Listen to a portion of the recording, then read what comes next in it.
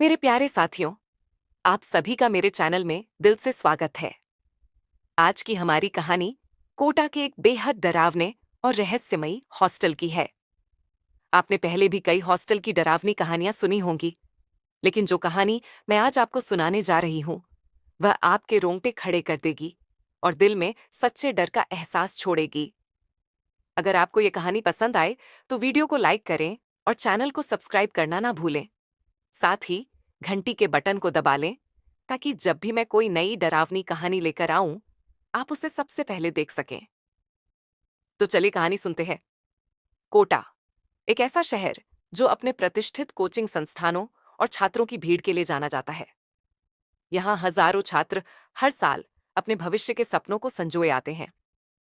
कोटा के कोचिंग संस्थान, जहाँ छात्रों के लिए सुनहरे भविष्य की कुंजी है, वहीं इस शहर के कुछ अनजाने हिस्सों में गहरे अंधेरे रहस्य भी छिपे हुए हैं।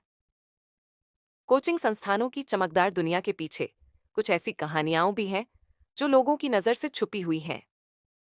कोटा के कई पुराने हॉस्टलों में से एक, जो शहर के बाहरी इलाके में स्थित है, अपने आप में एक भयानक और रहस्यमयी इतिहास को समेटे हुए है। इस हॉस्टल के कमरों में होने वाली अजीब घटनाएं, रात के अंधेरे में सुनाई देने वाली अनजान आवाजें और वहां रहने वाले छात्रों के बीच फैली डरावनी कहानियां इसे और भी भयानक बनाती हैं। ये कहानी उसी हॉस्टल के एक बंद कमरे की है, जहां न जाने कितने रहस्य दफन हैं, जहां एक बार कदम रखने के बाद लोग वापस नहीं लौटे। क्या आप तैयार हैं जानने के लिए उस कमरे का भयानक सच, जहां मौत का साया हर वक्त मंडराता है? आइए, इस रहस्यमयी हॉस्टल की कहानी के साथ सफर शुरू करते हैं, जहां हर कदम पर डर और सस्पेंस आपका इंतजार कर रहा है। रवि का कोटा में एडमिशन एक सपने के पूरा होने जैसा था। वह हमेशा से इंजीनियर बनने का ख्वाब देखता था, और कोटा इस सपने को हकीकत में बदलने की जगह मानी जाती थी। देश के हर कोने से बच्चे यहाँ पढ़ने आते थे, और रवि भी उनमें से एक था। उसने अपने माता पिता और परिवार से दूर रहने का फैसला किया, ताकि वह अपनी पढ़ाई पर पूरा ध्यान दे सके और एक उज्जवल भविष्य की ओर कदम बढ़ा सके। रवि का एडमिशन एक प्रतिष्ठित कोचिंग संस्थान में हो गया था। अब बस उसे एक रहने की जगह ढूंढनी थी। कोटा में हॉस्टल और पीजी ढूंढना आसान नहीं होता, क्योंकि वहां हर साल हजारों छात्र आते हैं। उसे कई दिनों तक सस्ते हॉस्टल की तलाश करनी पड़ी। अंत में उसे शहर के बाहरी इलाके में एक पुराना हॉस्टल मिला, जो बाकी हॉस्टलों की तुलना में काफी सस्ता था। हालांकि हॉस्टल देखने में काफी पुराना और जर्जर था, लेकिन रवि को यह ठीक लगा। लिए सबसे जरूरी था कि वह अपनी पढ़ाई पर ध्यान केंद्रित कर सके, और इस हॉस्टल में वह शांति पा सकता था। रवि जब पहली बार हॉस्टल पहुंचा, तो उसे वहां का माहौल कुछ अजीब सा लगा। पूरा हॉस्टल सुनसान इलाके में था, और वहां गहराई तक पसरा हुआ अंधेरा हर समय महसूस किया जा सकता था। हॉस्टल की दीवारें धुंधली और जर्जर हालत में थीं। ऐसा लगता था जैसे यह इमारत कई सालों से बिना किसी देखरेख के खड़ी थी। हॉस्टल के आसपास कोई रौनक नहीं थी, कोई चहल पहल नहीं थी। यह हॉस्टल न केवल पुराने समय का था, बल्कि इसका हर कोना रहस्यमयी और डरावना लग रहा था। जैसे ही रवि ने हॉस्टल के गेट को पार किया, उसे एक अजीब सी ठंडक महसूस हुई। ये ठंड मौसम की ठंडक नहीं थी, ये एक गहरी, दिल में घुस जाने वाली ठंडक थी। वह इसे महसूस करते ही थोड़ा अजीब हो गया, लेकिन उसने इसे ज्यादा तवज्जो नहीं दी। उसने खुद को समझाया कि यह शायद उसकी थकान या नया माहौल होने की वजह से हो सकता है। आखिरकार वह पहली बार अपने घर से दूर रह रहा था, और एक अनजानी जगह में नए अनुभवों से गुजर रहा था। हॉस्टल के अंदर जाते ही रवि ने नोटिस किया कि वहां हमेशा एक अजीब सा सन्नाटा छाया रहता था। दिन हो या रात, हॉस्टल के गलियारों में खामोशी रहती थी। ऐसा लगता था जैसे वहां रहने वाले लोग या तो बेहद कम होते हैं, या फिर अपनी कमरों में ही छुपे रहते हैं। हॉस्टल के सभी कमरों के दरवाजे बंद थे, और खिड़कियों से हल्की धुंधलाहट झांक रही थी। बाहर की दुनिया से कटा हुआ यह हॉस्टल एक अलग ही दुनिया का हिस्सा लग रहा था, जिसमें प्रवेश करते ही एक अलग तरह का डर दिल में बैठ जाता था। रवि का कमरा हॉस्टल की दूसरी मंजिल पर था। जैसे ही वह सीढ़ियों से ऊपर चढ़ रहा था, उसे एक अजीब सी सरसराहट की आवाज सुनाई दी। वह थोड़ी देर के लिए रुक गया, लेकिन जब कोई दिखाई नहीं दिया तो वह अपने कमरे की ओर बढ़ गया। उसके कमरे का दरवाजा पुराना और थोड़ा जर्जर था, जैसे कई सालों से किसी ने उसका इस्तेमाल नहीं किया हो। रवि ने दरवाजा खोला और अंदर कदम रखा। कमरा बड़ा तो नहीं था, लेकिन उसकी जरूरत के हिसाब से पर्याप्त था। कमरे में एक खिड़की थी जो बाहर की ओर खुलती थी, लेकिन बाहर का नजारा कोई बहुत खास नहीं था। सिर्फ घने पेड़ और एक सुनसान सड़क दिखती थी, जहां दिन में भी मुश्किल से कोई आता जाता दिखता। कमरे में घुसते ही रवि को फिर से वही ठंडक महसूस हुई जो उसने हॉस्टल में कदम रखते ही महसूस की थी। उसे ऐसा लगने लगा कि यह सिर्फ मौसम की ठंडक नहीं हो सकती, ये कुछ और था जो उसे बेचैन कर रहा था। लेकिन रवि ने फिर से खुद को समझाया कि शायद यह उसकी नई जगह की घबराहट थी। उसने अपने सामान को सलीके से रखा और फिर बिस्तर पर लेट गया, लेकिन उस ठंडक और बेचैनी ने उसे सोने नहीं दिया। उसके मन में कई सवाल उठ रहे थे। क्या यह ठंडक सिर्फ उसकी कल्पना थी या सच में कुछ अजीब था? रात होते ही हॉस्टल और भी डरावना हो गया। गलियारों में अंधेरा फैल गया और चारों ओर एक अजीब सी खामोशी छा गई। रवि ने देखा कि हॉस्टल में लाइट्स कम ही जल रही थीं और कई बार अचानक लाइटें झपकने लगती थीं। अब उसे इस बात का एहसास हुआ कि हॉस्टल में कुछ ठीक नहीं था, लेकिन वह किसी से यह बात कह नहीं सका। उसके आसपास कोई भी दिखाई नहीं दे रहा था, और अगर कोई था भी तो वह अपने कमरे में बंद था। रात के दूसरे पहर में जब रवि अपनी किताबें पढ़ने की कोशिश कर रहा था, तभी उसे अचानक सीढ़ियों से किसी के कदमों की आवाज सुनाई दी। यह आवाज धीरे धीरे उसके कमरे के पास आ रही थी। रवि का दिल तेजी से धड़कने लगा। उसने दरवाजे की ओर देखा, लेकिन कोई नहीं था। कदमों की आवाज और तेज हो गई, जैसे कोई उसके दरवाजे के पास आकर रुक गया हो। उसने डरते डरते दरवाजा खोला, लेकिन वहां कोई नहीं था। पूरा गलियारा खाली था और हर जगह सन्नाटा पसरा हुआ था। रवि का दिल अब तेजी से धड़क रहा था। उसने सोचा कि यह उसकी थकान और चिंता का नतीजा हो सकता है, लेकिन अंदर ही अंदर उसे महसूस हो रहा था कि इस हॉस्टल में कुछ ऐसा है जिसे वह समझ नहीं पा रहा है। वह वापस अपने बिस्तर पर जाकर लेट गया, लेकिन उसकी आंखों से नींद गायब हो चुकी थी। उसे हर छोटी आवाज, हर हलचल अब भयानक लग रही थी। हर कोने में उसे ऐसा महसूस हो रहा था कि कोई उसे देख रहा है। अगले दिन रवि ने अपने दोस्त अनिल से इस घटना का जिक्र किया। अनिल ने उसे बताया कि यह हॉस्टल बहुत पुराना है और यहाँ कई साल पहले एक भयानक हादसा हुआ था। उस हादसे के बाद से ही इस हॉस्टल में अजीब घटनाएं होती रहती हैं। अनिल ने कहा कि कई लोग इस हॉस्टल में रहकर डर गए थे और कुछ ने तो हॉस्टल छोड़ दिया था। यह सुनकर रवि का दिल बैठ गया, लेकिन उसने खुद को मजबूत बनाए रखा। वह यहाँ अपनी पढ़ाई के लिए आया था और वह किसी भी हालत में इसे छोड़ने का विचार नहीं कर सकता था। रवि ने अपने मन में ठान लिया कि वह इस हॉस्टल के रहस्य का पता लगाएगा। चाहे जो भी हो, वह यहाँ का सच्चाई जानकर रहेगा। लेकिन उस रात जो हुआ, वह उसकी जिंदगी का सबसे खौफनाक अनुभव बन गया। हॉस्टल की अजीब ठंडक और रहस्यमयी घटनाएं अब रवि के लिए एक डरावनी हकीकत बन चुकी थीं, जिससे बचना आसान नहीं था। रवि का कोटा हॉस्टल में अनुभव दिन ब दिन और अजीब होता जा रहा था। जब से उसने यहाँ रहना शुरू किया था, उसे हर रात कुछ न कुछ अजीब महसूस होता। लेकिन जब उसने अपने दोस्त अनिल से तीसरे माले पर मौजूद उस बंद कमरे के बारे में सुना, तो उसके मन में और भी बेचैनी भर गई। अनिल ने उसे बताया कि हॉस्टल का तीसरा माला लगभग हमेशा वीरान रहता है, क्योंकि वहां एक ऐसा कमरा है जिसके बारे में कहा जाता है कि वहां कुछ बेहद भयानक हुआ था। उस कमरे के बारे में हॉस्टल के पुराने निवासी कहते थे कि कई साल पहले एक छात्र ने वहां आत्महत्या कर ली थी। उसके बाद से उस कमरे को बंद कर दिया गया था और कोई भी वहां रहने की हिम्मत नहीं करता था। अनिल की बातें सुनते ही रवि का मन अजीब तरह से घबरा गया। हालांकि वह इस किस्से को पहली बार सुन रहा था, लेकिन उसे यह किस्सा किसी हद तक सही लगने लगा था। उसे हर रात जो रहस्यमयी आवाजें सुनाई देती थीं, वह शायद उसी तीसरे माले से आ रही थीं। अनिल ने हंसते हुए रवि को समझाया कि यह सब हॉस्टल के पुराने किस्से हैं और उसे इन बातों पर ज्यादा ध्यान नहीं देना चाहिए। लेकिन अनिल की आंखों में छिपा हल्का सा डर रवि ने देख लिया था।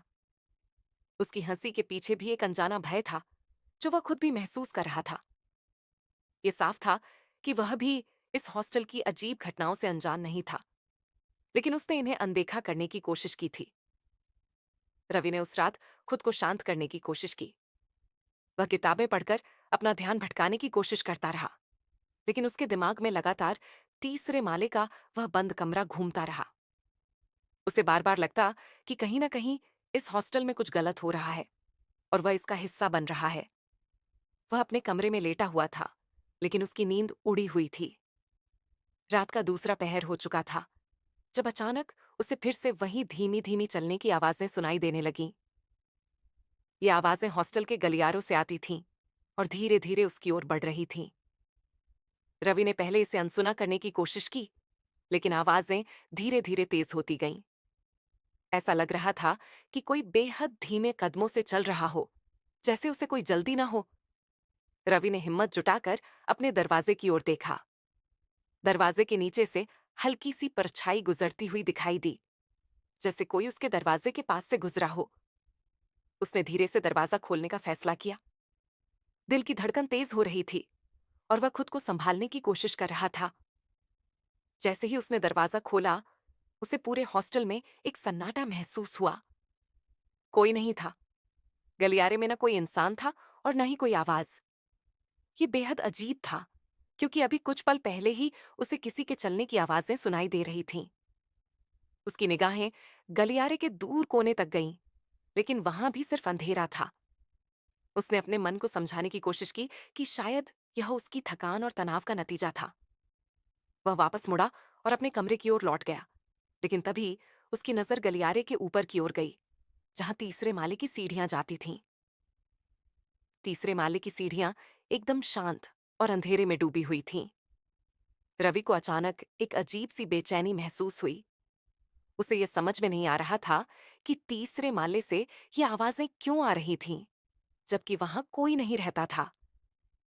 कुछ दिनों से यह आवाजें लगातार उसे सुनाई दे रही थीं और अब वह इसे नजरअंदाज नहीं कर पा रहा था।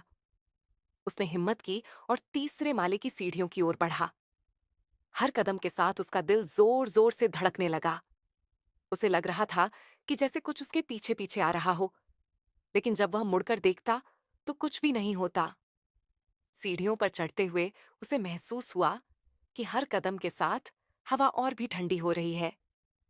सांसें अब भारी होने लगी थीं। तीसरे माले पर पहुंचते ही उसे वहां का माहौल और भी अजीब लगा। हर जगह धूल जमा थी, जैसे वहां कई महीनों से कोई नहीं आया हो। वहां की खामोशी कुछ और ही बयां कर रही थी।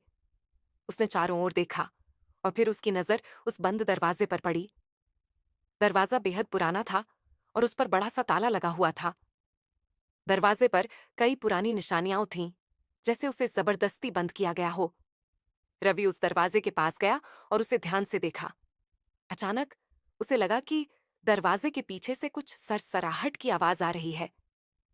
वह डर के मारे पीछे हट गया। उसे ऐसा महसूस हुआ जैसे कोई अंदर से दरवाजे को ठेल रहा हो, लेकिन दरवाजा बंद था और हिल भी नहीं रहा था। रवि का दिल अब तेजी से धड़क रहा था। वह कुछ पलों के लिए ठिठका रहा, फिर हिम्मत करके वापस नीचे जाने लगा। लेकिन सीढ़ियों पर उतरते वक्त उसे ऐसा महसूस हुआ कि कोई उसके पीछे पीछे चल रहा है। वह तेजी से सीढ़ियां उतरता गया और नीचे पहुंचकर तुरंत अपने कमरे का दरवाजा बंद कर लिया। उस रात रवि को नींद नहीं आई। वह हर आवाज पर चौकन्ना हो गया था। हर छोटी से छोटी आवाज उसे डराने लगी थी। उसकी आंखों के सामने लगातार उस बंद कमरे का दृश्य घूमता रहा। उसे यह समझ में नहीं आ रहा था कि वहां आखिर क्या था जो इतना डरावना था। अगली सुबह उसने अनिल से इस बारे में बात करने की कोशिश की, लेकिन अनिल ने उसे चुप करा दिया। उसने कहा, रवि, इन चीजों पर ज्यादा ध्यान मत दे। यहाँ कई लोग हैं जो इन कहानियों पर यकीन नहीं करते और बिना किसी परेशानी के रहते हैं। तुम भी बस अपनी पढ़ाई पर ध्यान दो। लेकिन रवि अब यह बात सुनने के मूड में नहीं था। उसे अब यकीन हो चला था कि तीसरे माले पर कुछ तो ऐसा था जो उसे नहीं पता था। वह अब और भी बेचैन हो गया था। और उसके दिमाग में हर समय उस कमरे की छवि घूमती रहती। वह जानता था कि उसे खुद ही उस कमरे का राज जानना होगा, क्योंकि अनिल या हॉस्टल के बाकी लोग इस बारे में बात नहीं करना चाहते थे। हर रात उसे तीसरे माले से वही आवाजें सुनाई देती और हर रात वह डर के मारे जागा रहता। अब रवि के लिए यह हॉस्टल सिर्फ एक रहने की जगह नहीं रह गई थी। यह अब एक डरावना भूल भुलैया बन गया था, जिसमें हर कोने पर एक नया रहस्य था। उसे यह समझ में नहीं आ रहा था कि वह इस हॉस्टल में रहकर अपनी पढ़ाई कैसे कर पाएगा, लेकिन वह जानता था कि अगर उसने इस जगह का राज नहीं जाना तो वह खुद भी इस रहस्य का हिस्सा बन जाएगा। रवि का कोटा में दाखिला तो उसके भविष्य की ओर एक बड़ा कदम था, लेकिन हॉस्टल का माहौल और वहां होने वाली अजीब घटनाएं उसकी मानसिक शांति को लगातार प्रभावित कर रही थीं। हॉस्टल के तीसरे माले का बंद कमरा उसकी जिज्ञासा और डर को दिन ब दिन बढ़ाता जा रहा था। अनिल ने उसे उस कमरे के बारे में जो बताया था, उसके बाद से रवि की रातें बेचैनी में गुजरने लगी थीं। रात का दूसरा पहर था और रवि गहरी नींद में था। उसके दिमाग में वही रहस्यमयी कमरा घूम रहा था। अचानक उसे सपना आया कि वह उस बंद कमरे के अंदर खड़ा है। चारों ओर धुंध और अंधेरा था। उसे कुछ भी स्पष्ट दिखाई नहीं दे रहा था, लेकिन उसे महसूस हो रहा था कि वह अकेला नहीं है। कमरे की दीवारें ठंडी और सीलन से भरी हुई थीं और उसके चारों ओर अजीब सा सन्नाटा था। तभी उसके सामने एक धुंधली आकृति प्रकट हुई। उसका चेहरा साफ दिखाई नहीं दे रहा था, लेकिन उसकी उपस्थिति ने रवि के दिल में डर की लहर पैदा कर दी। अकस्मात वह आकृति रवि की ओर बढ़ने लगी। उसकी चाल धीमी मगर भयानक थी। उसकी सांसें भारी और ठंडी थीं, मानो वह किसी दूसरे लोक से आई हो। वह आकृति अचानक बोल उठी, तुम भी यहां बंद हो जाओगे, हमेशा के लिए। उसकी आवाज इतनी गूंजदार और डरावनी थी कि रवि के पूरे शरीर में कंपी दौड़ गई। उसे ऐसा लगा जैसे उसकी आत्मा कांप रही हो। तभी वह आकृति धीरे धीरे और पास आने लगी और रवि अपनी जगह से हिल भी नहीं पा रहा था। उसकी टांगें जकड़ गई थीं और उसके गले से एक भी आवाज नहीं निकल रही थी। उसी घबराहट में रवि अचानक जाग गया। उसकी सांसें तेजी से चल रही थीं और उसका पूरा शरीर पसीने से भीग चुका था। उसके दिल की धड़कनें इतनी तेज थीं कि मानो वह अभी अभी मौत के मुंह से लौटकर आया हो। उसे कुछ पल लगे यह समझने में कि यह सिर्फ एक सपना था, लेकिन वह सपना इतना जीवंत और वास्तविक था कि रवि को यकीन नहीं हो रहा था। रवि ने अनिल को जगाया और उसे सब कुछ बताया। अनिल भी उसकी बात सुनकर गंभीर हो गया। अब तक वह जो भी बात रवि को मजाक में कहता था, वह अब उसे गंभीरता से लेने लगा। अनिल ने भी कई बार तीसरे माले से आने वाली अजीबोगरीब आवाजें सुनी थीं, लेकिन उसने कभी इन बातों पर ध्यान नहीं दिया था। अब दोनों ने मिलकर एक फैसला किया। वह उस रात ही उस तीसरे माले पर जाकर देखेंगे कि असल में वहां क्या हो रहा है। ये फैसला उनकी जिंदगी का सबसे डरावना और साहसिक कदम था, क्योंकि दोनों को पता था कि वह जिस रहस्य की तह तक जाने की कोशिश कर रहे हैं, वह उन्हें खुद एक नए खौफनाक रहस्य का हिस्सा बना सकता है। रात के करीब 2 बज रहे थे। पूरा हॉस्टल शांत था और सभी छात्र गहरी नींद में थे। रवि और अनिल बिना किसी को बताए चुपचाप हॉस्टल की तीसरी मंजिल की ओर बढ़े। सीढ़ियां चढ़ते हुए दोनों की दिल की धड़कनें तेज हो रही थीं। चारों ओर अजीब सा सन्नाटा छाया हुआ था और हवा में एक अजीब सी ठंडक था। जैसे ही वे तीसरे माले पर पहुंचे, माहौल और भी भयानक हो गया। दीवारों पर पुराने समय की फटी पुरानी तस्वीरें टंगी थीं, जिनमें कुछ धुंधली आकृतियां और सजीव चित्र थे। रवि ने ध्यान दिया कि एक तस्वीर में एक छात्र खिड़की से बाहर देख रहा था, लेकिन उसकी आंखें खाली थीं, जैसे वह कुछ देख रहा हो जिसे कोई और नहीं देख सकता। अनिल ने धीरे से रवि की तरफ देखा और कहा, तुम्हें लगता है कि हम सही कर रहे हैं? रवि ने सिर हिला दिया, लेकिन उसके मन में डर साफ झलक रहा था। अनिल ने आगे बढ़ते हुए बंद कमरे के पास पहुंचने का इशारा किया। जैसे ही वे उस बंद कमरे के पास पहुंचे, रवि के कानों में एक तेज सरसराहट की आवाज आई। अनिल ने दरवाजे को देखा और कहा, यही वो कमरा है। दरवाजे पर एक बड़ा सा पुराना ताला लगा हुआ था और उसके आसपास की दीवारों पर अजीब से निशान थे, मानो किसी ने उन्हें खरोंच कर छोड़ा हो। दोनों ने दरवाजे को ध्यान से देखा। अचानक एक ठंडी हवा का झोंका उनके चेहरे पर लगा और दरवाजा खुद खुद चरमराता हुआ खुल गया। दरवाजे के खुलते ही अंदर का दृश्य और भी भयानक था। कमरा बेहद पुराना और जर्जर था, लेकिन उसकी दीवारों पर खून के धब्बे साफ दिखाई दे रहे थे।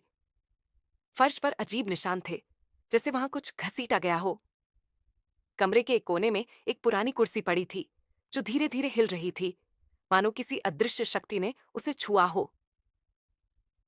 अनिल और रवि धीरे धीरे कमरे के अंदर दाखिल हुए। उनके कदम जैसे जैसे अंदर बढ़ रहे थे, उनके शरीर में एक अजीब सिहरन दौड़ रही थी। रवि ने दीवारों को छूने की कोशिश की, लेकिन जैसे ही उसने दीवार को छुआ, उसे एक तेज ठंड का एहसास हुआ, जैसे उसकी उंगलियां बर्फ से छू गई हों।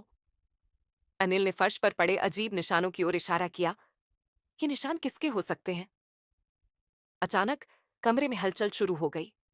दरवाजा जो अभी तक खुला था, एक झटके से बंद हो गया। दोनों लड़के डर के मारे दरवाजे की ओर भागे, लेकिन दरवाजा पूरी तरह से बंद हो चुका था। वे दरवाजे को खोलने की कोशिश कर रहे थे, लेकिन वह 1 इंच भी नहीं हिला। तभी कमरे के एक कोने से वही धुंधली आकृति प्रकट हुई, जिसे रवि ने अपने सपने में देखा था। वह आकृति धीरे धीरे उनकी ओर बढ़ रही थी। उसकी चाल धीमी मगर डरावनी थी। उसके चारों ओर धुंध छाई हुई थी और उसकी उपस्थिति ने पूरे कमरे को ठंड से जमा दिया था। रवि ने अनिल की ओर देखा, लेकिन अनिल की आंखों में खौफ और बेबसी साफ झलक रही थी। वे दोनों हिलने की कोशिश कर रहे थे, लेकिन उनके पैर जैसे जम गए थे। अकस्मात वह आकृति बोलने लगी, तुमने इसे खोलने की हिम्मत कैसे की? तुम भी अब इस कमरे का हिस्सा बन जाओगे, हमेशा के लिए। उसकी आवाज गूंजदार थी, मानो कई आत्माएं एक साथ बोल रही हों। रवि और अनिल की आत्मा जैसे उनके शरीर से निकलने को तैयार थी। कमरे के अंधेरे कोने से निकलती एक धुंधली आकृति, जिसकी आंखें नहीं दिख रही थीं, लेकिन उसकी उपस्थिति से पूरा कमरा ठंड से भर गया था। दोनों लड़के जमे हुए खड़े थे, उनके चेहरों पर डर और सिहरन की साफ झलक थी। आत्मा धीरे धीरे दोनों की ओर बढ़ रही थी और दोनों लड़के हिल भी नहीं पा रहे थे। उनके पैर जैसे जमीन में जकड़ गए थे। आत्मा ने अपना हाथ उठाया और अनिल की ओर झपटने लगी। अनिल ने चीखने की कोशिश की, लेकिन उसकी आवाज गले में अटक गई। अचानक अनिल बेहोश होकर फर्श पर गिर पड़ा। रवि ने डर के मारे चिल्लाया, लेकिन उसकी आवाज कमरे की दीवारों में गूंज कर खो गई। उसने दरवाजे की ओर भागने की कोशिश की, लेकिन दरवाजा जाम हो चुका था। वह पूरे जोर से दरवाजे को खोलने की कोशिश कर रहा था, लेकिन वह 1 इंच भी नहीं हिला। तभी आत्मा रवि के बिल्कुल सामने आकर रुक गई। उसकी सिसकियां अब और तेज हो गई थीं।